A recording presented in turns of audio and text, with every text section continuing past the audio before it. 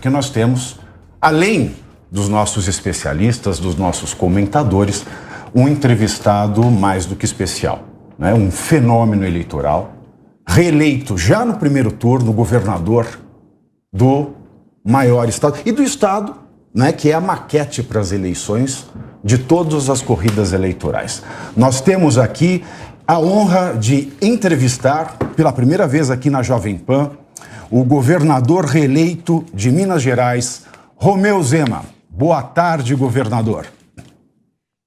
Boa tarde, Tiago. Boa tarde, Leonardo, Alexandre, Prieta e Cristiano e quem está nos acompanhando. É um grande prazer estar aí com vocês, principalmente poder contribuir para aquilo que nós tanto prezamos, né, que é por uma política mais ética, mais responsável, que leve melhores serviços para o cidadão.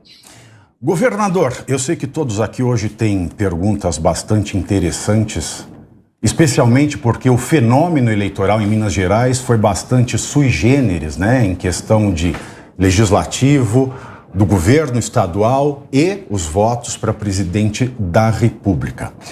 Mas eu quero começar fazendo uma pergunta que é uma questão que está bastante latente aqui para o pessoal que trabalha com a gente.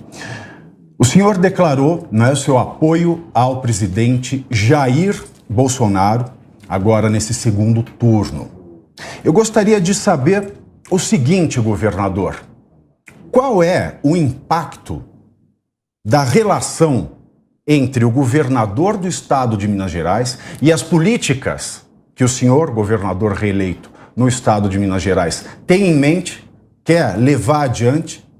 Qual é essa relação com a figura do presidente da República? O que vai dar para ser feito se o ex-presidente Lula for eleito ou se o presidente Jair Bolsonaro for reeleito? O que é que vai dar para fazer? O que é que não vai dar para fazer? O que é que vai te atrapalhar no caso do candidato que o senhor não está apoiando seja eleito? Eu queria que o senhor discorresse um pouco sobre isso. Tiago, eu sempre acreditei e entrei na política por causa das grandes propostas, das grandes reformas. Eu não acredito de forma alguma naquele prefeito aqui do interior de Minas que me fala: governador, eu vou te apoiar se você fizer essa ponte na minha cidade. Para mim, isso não é política. Para mim, isso é interesse imediato, talvez que possa ter um pequeno impacto na próxima eleição. No começo desse ano aqui em Belo Horizonte, esse ano de 22, um ano eleitoral, nós tivemos aqui uma série de greves, de movimentos, em que eu deixei muito claro: eu posso dar 10% de reajuste. E, se for mais do que isso, eu prefiro que tenha greve, que tenha outras questões, porque eu não vou comprometer o futuro do Estado sendo irresponsável, fazendo algo que está totalmente fora daquilo que o Estado pode pagar. E eu não estou aqui preocupado com eleição, eu estou preocupado em fazer o certo. Então, Tiago, a minha maneira de atuar tem sido essa. Eu fui a Brasília conversar com o presidente na terça-feira para dar o meu apoio a ele e também pedir a ele o apoio do PL aqui na Assembleia Legislativa, que também já caminhava conosco, porque nós temos, de certa maneira, propostas que se assemelham. E, além disso, o que eu pedi a ele é que os projetos que envolvem Minas Gerais, que sejam agilizados. Nós temos um que está caminhando muito bem, que é o metrô de Belo Horizonte, que será expandido, e as concessões de algumas rodovias federais aqui, que devido à pandemia e depois à guerra da Ucrânia, acabaram ficando prejudicadas. Então, eu não fui lá para poder fazer nenhum tipo de toma lá da cá. Eu fui lá para falar: Minas Gerais precisa do governo federal e conte comigo, porque a sua proposta é muito melhor do que a proposta do candidato do PT. Perfeito. Eu vou ser um pouquinho egoísta, mas eu vou passar para todo mundo, eu só quero fazer uma emenda. O senhor assumiu o estado de Minas Gerais numa situação calamitosa, né? O governo Pimentel, todo mundo sabe, foi nefasto para as contas e para a saúde do estado de Minas Gerais. E o senhor conseguiu reverter esse quadro, tanto que foi reeleito já no primeiro turno, né? Uma vitória avassaladora. O senhor, claro, administrou Minas Gerais no governo do presidente Jair Bolsonaro, em que a relação do governo de Minas com o governo federal foi importante para que o senhor colocasse a casa em ordem. E o que é que vai acontecer com Minas Gerais? Vai dar para administrar Minas Gerais se o candidato do PT for eleito, especialmente quando não se sabe qual a sua política econômica? Tiago, aqui em Minas nós temos 853 prefeitos. Nenhum deles é do meu partido. Eu não privilegio nenhum e nem persigo nenhum, como aconteceu aqui no passado. Trato todos igualmente, tenho diálogo com todos eles aqui. E nós tivemos aqui em Minas um governo PT, que você comentou, do Pimentel, e tínhamos também a presidente Dilma em Brasília, na mesma ocasião. E foram os piores anos e o pior governo para Minas Gerais. Esse alinhamento que muitas pessoas supõem que é o que resolve, não é. Eu tenho muitos problemas aqui em Minas e posso te dizer que a grande maioria depende de eu agir aqui. Infelizmente, no mundo político, a coisa mais comum que existe é terceirizar o problema, como acontecia aqui antes. Eu assumi o Estado com boa parte dos políticos mineiros falando: o problema de Minas está lá em Brasília, que não recebe a Lei Candir. Ficaram aqui iludindo o mineiro durante anos com esse discurso. Teve a decisão da Lei Candir, em vez de Minas receber 130 bilhões, como eles alardeavam, Minas vai receber 4 de forma parcelada. Então, parece que política aqui no Brasil se transformou na arte de enganar, de ludibriar. E eu, que sempre fiz gestão, considero que você ser conservador, ter o pé no chão, é a melhor coisa. Então, independente de quem for o novo presidente, Minas Gerais vai continuar avançando. Mas com o presidente Bolsonaro, nós vamos ter uma gasolina especial no nosso motor que vai fazer com que o carro vá mais rápido ainda. Obrigado, governador. Agora eu vou repartir aqui a palavra com os meus amigos. Vou fazer aqui no meu sentido horário, que eu quero terminar com o Bissoli, que eu admiro muito. Ele tem, no meu ponto de vista, uma capacidade de olhar o cenário político que é muito sui generis, então eu vou deixar ele para falar por último, porque assim ele pode condensar tudo e fazer uma pergunta mais especial. Pietra, quer fazer alguma pergunta para o governador? Sim, boa tarde, governador.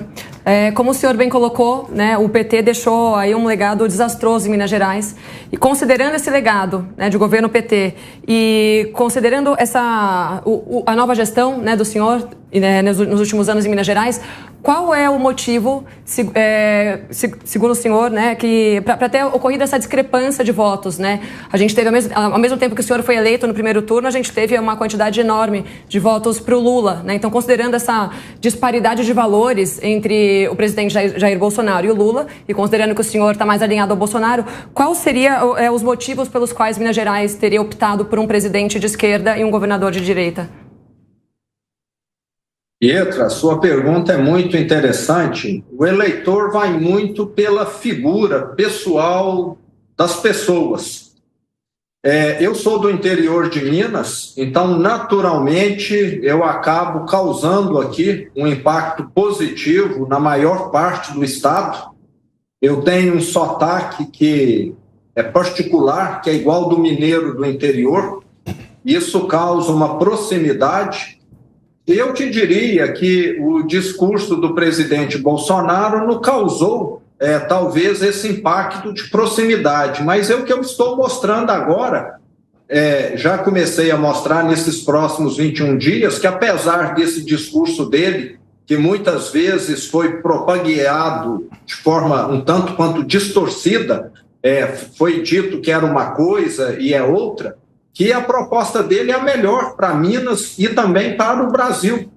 E vale lembrar que o candidato do PT teve uma votação mais expressiva na parte de Minas Gerais que se assemelha ao Nordeste, o que não aconteceu. Nós somos aqui um estado de transição, nós temos uma parte aqui do estado que só torce para os times do Rio de Janeiro, outra que só torce para os times de São Paulo. Então, faz com que Minas seja esse estado diferente, é uma colcha de retalhos aqui. E como a parte que se assemelha ao Nordeste é uma parte populosa, acabou que aconteceu isso. Mas eu estou aqui trabalhando para poder mostrar que o presidente Bolsonaro, que em alguns momentos é impulsivo, que não tem nada a ver com as propostas dele, que são as melhores. E sempre lembrando, o PT em Minas e o PT no Brasil, eles nos deixaram um desastre. A recessão de 2015 e 2016 foi a maior recessão da história. E ela aconteceu só no Brasil, enquanto o mundo todo estava crescendo. Por causa de quem?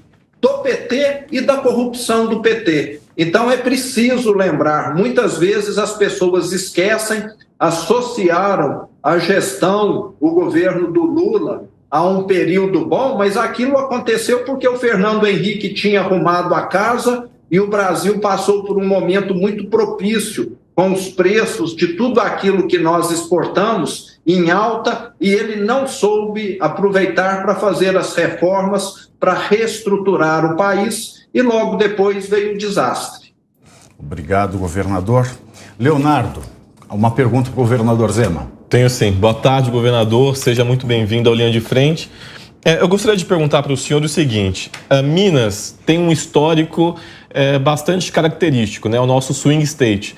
Desde as primeiras eleições diretas em 89, o presidente que leva em Minas Gerais leva em nível nacional. Tanto que, como o senhor bem disse, tem aspectos no sul mais conservadores, aspectos no norte mais progressistas. A gente viu isso no quadro legislativo com a eleição do Nicolas Ferreira, que é aliado do presidente Bolsonaro, apoiou a sua candidatura, e logo em seguida do André Janones, que apoiou a candidatura do presidente Lula e do Calil aí em Minas Gerais.